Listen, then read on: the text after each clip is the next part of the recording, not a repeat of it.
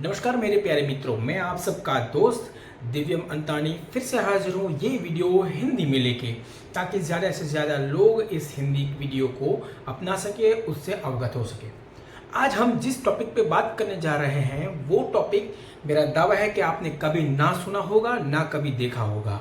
आज के थंबनेल में ही आपने देख लिया होगा कि कुछ तो इस वीडियो में है जो इस वीडियो का सब लोग बेसब्री से इंतज़ार कर रहे थे। हम लोग जानते हैं कि हमारा देश एक आध्यात्मिक धरोहर है। किसी भी धर्म का, किसी भी समन्वय का, किसी भी समुदाय का कहीं ना कहीं से छोर हमारे देश के साथ जुड़ा हुआ है। लेकिन इसके साथ साथ एक और भी स्ट्रीम इस समय डेवलप हो रही है जिसकी टर्मिनोलॉजी हम लोग नहीं जानते हैं। आज हम ऐसी ही टर्मिनोलॉजी पे बात करने के लिए आए हैं, तो ये वीडियो अंत तक देखिएगा, आपको कुछ ना कुछ नया सीखने को ज़रूर मिलेगा।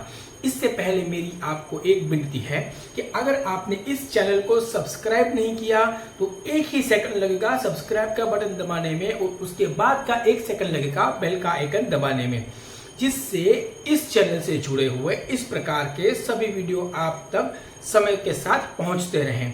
तो आज हम जिस बात पे करने जा रहे हैं उसकी ओर आगे बढ़ते हैं, तो चलिए मेरे साथ।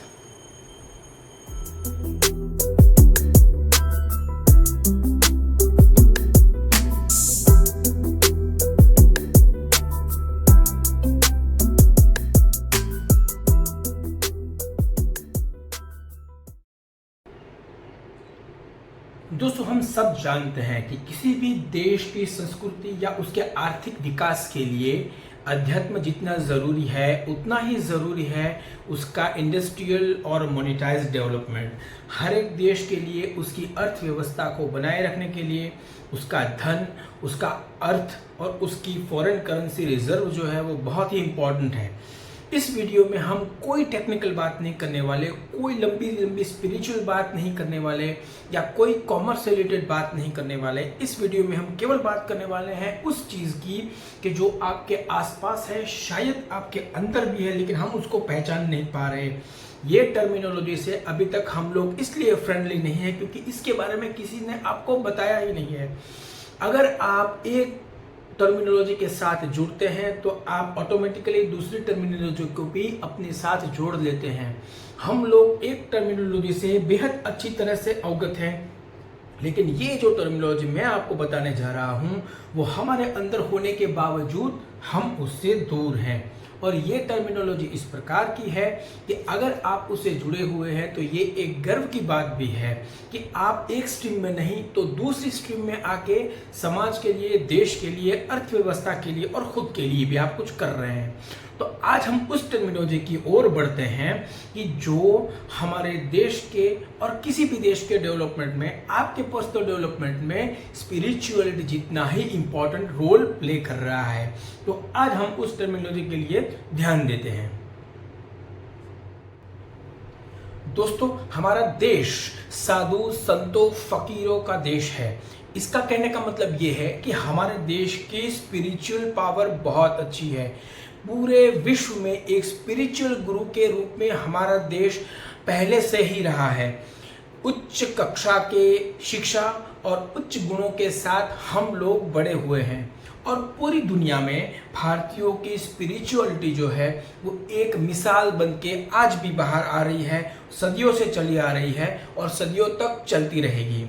स्पिरिचुअलिटी के साथ जो उनके यूनिट जुड़े हुए होते हैं, जिनका रूट जमीन के साथ जुड़ा हुआ होता है, जो आम लोगों के साथ रहकर उनको धर्म के बारे में, स्पिरिचुअलिटी के बारे में बताते हैं, उन लोगों को साधु संत या मॉन्क कहते हैं। किसी भी धर्म के अंदर इनका बहुत बड़ा महत्व होता है, चाहे हिंदू हो, चाहे इस्लाम हो, चाहे ख्रिस्ती हो, चाहे सिख हो। सभी धर्म अपने अपने मॉन्क्स के बेस पे बने होते हैं। अपने ईश्वर के, अपने गॉड के या अपने धर्म के जो भी सुपर पावर होते हैं, उनके जो सेइंग्स होते हैं, उनकी ब्लेसिंग्स होती हैं, उनको रूट लेवल तक पहुंचाने वाले ये यूनिट्स साधु के नाम पे जाने जाते हैं हिंदू संस्कृति में। इन लोगों को आध्यात्मिक साधु कहा जाता है। इन लोगों का मूल लक्ष्य जो होता है वो अपनी आध्यात्मिक उन्नति करना, अपने अंदर रहे ईश्वर को पहचानना और अंत समय में उस ईश्वर में एक होकर अपने जीवन को सार्थक करना होता है। उसी के साथ साथ उनका काम ये भी होता है कि समाज में ईश्वर के प्रति, सद्गुणों के प्रति, अच्छी सोच के प्रति लोगों का लगाव बढ़े, लोग समझें, लोग सुने और अच्छी बातों को लोग अपनाएं, जिससे कि समाज के अंदर एकता बनी रहे, सुहृदता बनी रहे और समाज शांति प्रिय तौर से आगे बढ़ पाए। इसके साथ साथ उनका ये भी मोटो एक होता है कि अपने अपने धर्म का प्रचार करना, अपने अपने ईश्वर की महानता को दर्शाना और अपने अपने खुद के अनुयायियों के लिए कुछ न कुछ करना। इन सब का मूल हेतु, चाहे कोई भी धर्म हो, कोई भी संप्रदाय हो, कोई भी संत हो, सबका मूल जो है वो बेहद अच्छा होता है। उनका नेचर, उनका मोटो इतना पवित्र होता है कि उनको मलिन करने का किसी का भी मन नहीं होता। ऐसे पवित्र मोटो वाले लोगों के साथ हम रहते हैं, इसलिए हमारा जीवन भी कहीं ना कहीं पवित्रता से जुड़ा हुआ होता है। लेकिन हर सामान्य व्यक्ति के लिए इतनी उच्च कक्षा पे जाके आध्यात्मिक साधना करना पॉसिबल नहीं होता। किसी लोगों के लिए धर्म से थोड़ा सा हटके भौतिकता या मटेरियलिस्टिक वर्ल्ड भी इतना ही महत्वपूर्ण रहता है।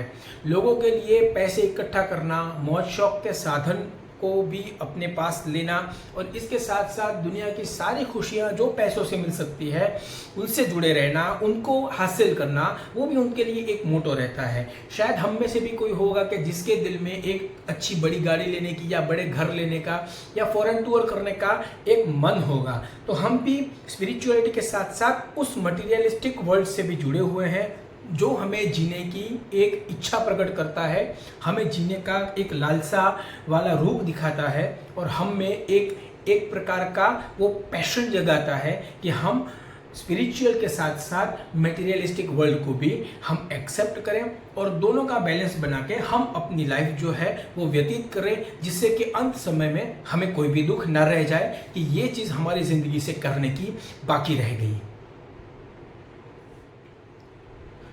दोस्तों, यहाँ पे ये टर्म इंट्रोड्यूस होती है जिसको हम कहते हैं भौतिक साधु, मतलब मटेरियलिस्टिक मॉन्क्स।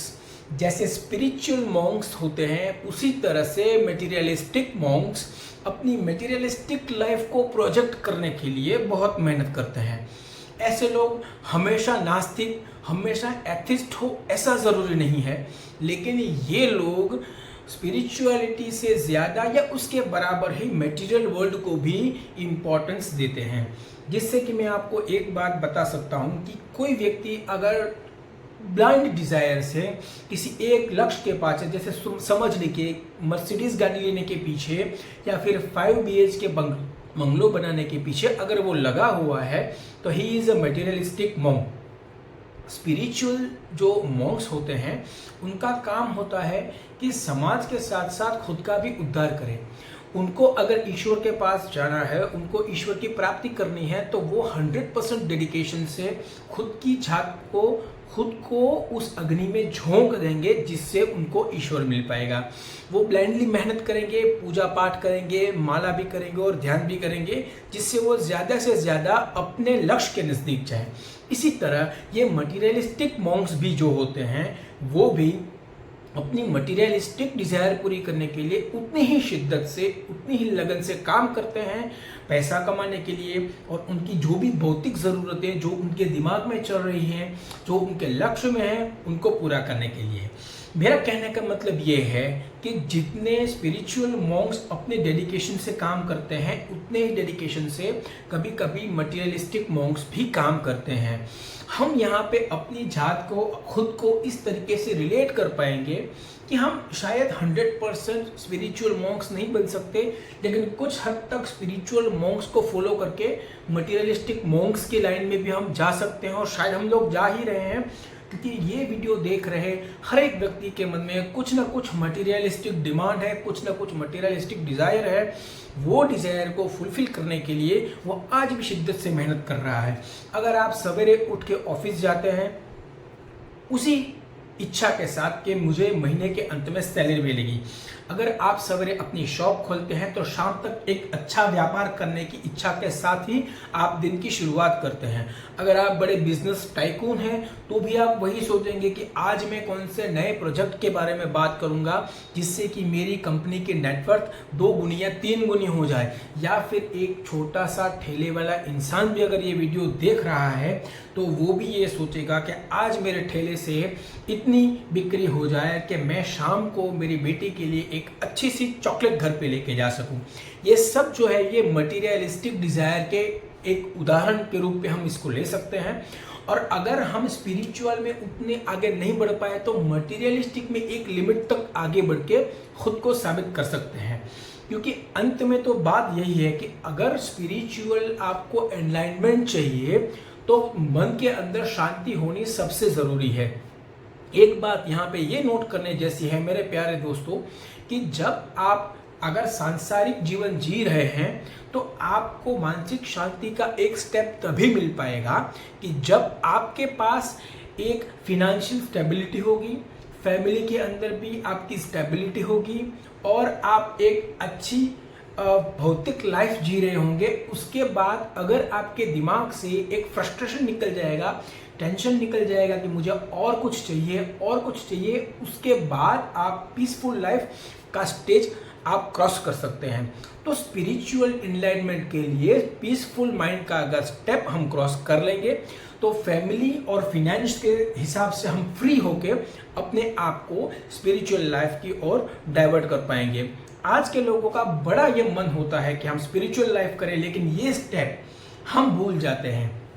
इसीलिए ये जो स्पिरिचुअल मॉन्क्स के साथ साथ मटेरियलिस्टिक मॉन्क मतलब आध्यात्मिक साधुत्व के साथ भौतिक साधुत्व का समन्वय भी इतना ही जरूरी है। और अब आप सोचिए कि आपके अंदर कौन सी वो डिजायर है जो आपको भौतिक साधुत्व की ओर लेके जा रही है।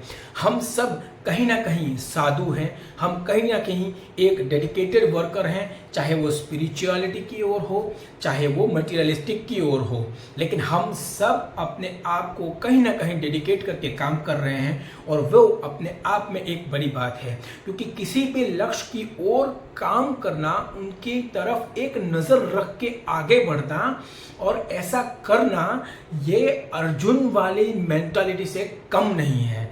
हम कोई भी इंसान हम में से ज़रा भी निम्न नहीं है जो एक लगन के साथ काम करता है। तो आज की टर्मिनोलॉजी हमारी ये हुई spiritual Monks and materialistic Monks. अगर आप स्पिरिचुअल मॉन्क हैं तो मेरा आपको शत शत नमन है, और अगर आप मटेरियलिस्टिक मॉन्क भी हैं फिर भी मेरा आपको शत शत नमन है, क्योंकि आप दोनों मेरी लाइफ में, मेरे देश में, मेरे समाज में प्रगति की एक मिसाल बन रहे हैं। फिर से मिलेंगे एक नए वीडियो में, तब तक इस वीडियो को बिना भूले शेयर करिए, लाइक करिए, कमेंट तो बिल्कुल करिए। और फिर से एक बार विनती कि अगर आपने इस चैनल को सब्सक्राइब नहीं किया तो बिल्कुल देर लगाए बिना सब्सक्राइब करिए, जिससे कि ऐसी अच्छी वीडियोस मुझे बनाने की प्रेरणा भी मिलती रहे और आप तक पहुंचती भी रहे। आपका दिन शुभ रहे। जय हिंद।